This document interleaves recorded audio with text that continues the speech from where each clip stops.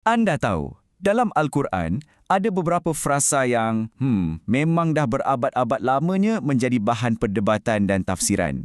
Hari ini, kita nak cuba siasat salah satu yang paling mencabar sekali. So, persoalannya mudah je. Bila Al-Quran sebut apa yang dimiliki oleh tangan kananmu, apa sebenarnya maksud di sebalik ayat tu? Adakah ia betul-betul seperti apa yang kita selalu dengar? Ataupun ada sesuatu yang lebih dalam yang tersembunyi dalam teks tu sendiri yang kita terlepas pandang? Inilah frasa yang kita nak bedah siasat. Ma malakat aimanukum. Terjemahan yang biasa kita jumpa, terus terang agak berat. Selalunya ia diterjemahkan sebagai hamba abdi. Tapi persoalannya, adakah tafsiran ni betul-betul datang dari Al-Quran itu sendiri atau dari sumber lain? Okey, jom kita mulakan siasatan kita. Untuk betul-betul faham maksud frasa ni, kita kena tengok teks Al-Quran tu sendiri dengan teliti. Dan kita akan buat ni dengan satu cara yang agak istimewa. Kat sinilah kita akan buat benda yang sedikit berbeza. Kita tak akan guna definisi dari luar. Sebaliknya, kita akan guna satu kaedah yang dipanggil tashrif. Apa tu tashrif? Senang cerita, kita biarkan Al-Quran sendiri yang terangkan istilah-istilahnya. Macam mana? Dengan kita tengok macam mana perkataan yang sama digunakan di tempat-tempat lain dalam Al-Quran. Jom, kita jadi detektif linguistik sekejap. Okey, sekarang masanya untuk kita pecahkan kod frasa ni. Jom kita zoom in dan tengok setiap komponen utama satu persatu. Akar kata yang pertama ialah MLK. Dalam konteks Al-Quran, ini bukan sekadar memiliki macam kita memiliki barang tau. Ia lebih kepada kekuasaan, otoriti atau kawalan ke atas sesuatu. Fikirkanlah, macam mulk atau kedaulatan Tuhan ke atas seluruh alam atau malik yang bermaksud raja. Jadi, ia lebih kepada satu keadaan di mana sesuatu itu berada di bawah kapasiti atau otoriti anda. Baiklah, akar kata kedua, YMN. Yang inilah kuncinya.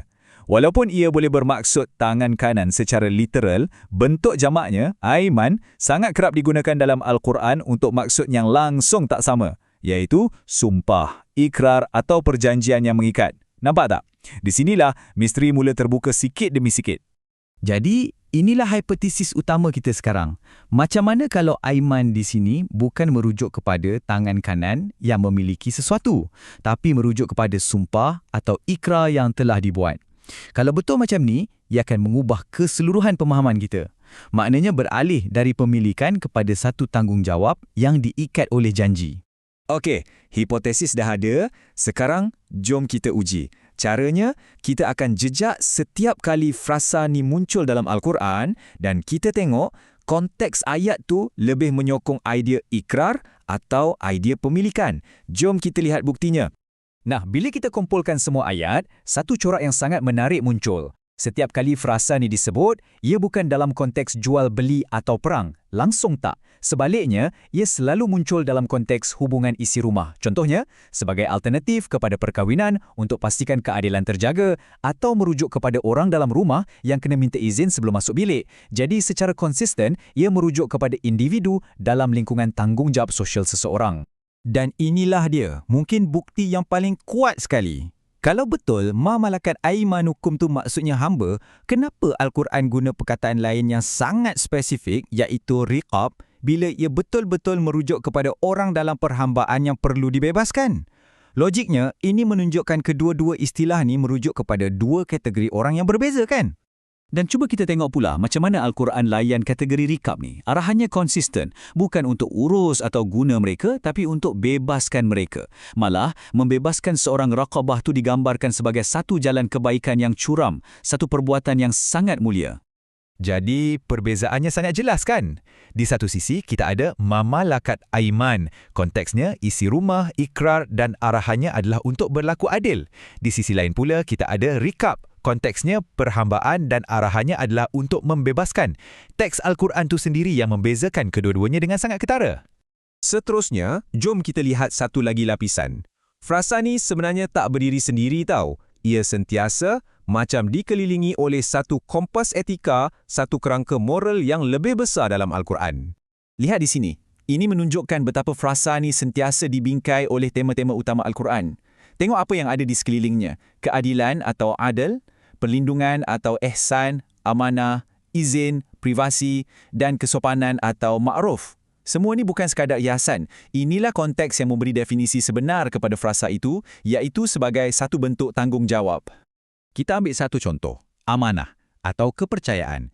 Bila kita letak frasa ni dalam bingkai amanah, dinamiknya terus berubah. Soalannya bukan lagi apa yang aku miliki, tapi bertukar jadi apa yang telah diamanahkan kepada aku. Nampak tak peralihannya? Dari pemilikan kepada penjagaan. Jadi, selepas kita tengok semua bukti dari segi bahasa, dari segi konteks, apa kesimpulan yang boleh kita buat? Adakah ia tentang pemilikan ataupun tanggungjawab? Inilah perbezaan paling besar. Tafsiran tradisional akan buat kita tanya soalan-soalan macam apakah status undang-undang mereka atau apa yang dibenarkan. Tapi bila kita biarkan Al-Quran sendiri yang bercakap melalui tema-temanya, soalannya jadi sangat berbeza. Soalannya jadi, bolehkah aku berlaku adil? Adakah aku tunaikan amanah? Adakah aku bertindak dengan ihsan? Ia jadi soalan tentang karakter dan tanggungjawab kita sendiri. Jadi kesimpulannya, bila kita biarkan teks itu sendiri yang bersuara, jawapannya nampak agak jelas. Frasa ma malakat aimanukum ni, ia lebih merujuk kepada satu kategori tanggungjawab yang wujud disebabkan satu ikrar atau perjanjian.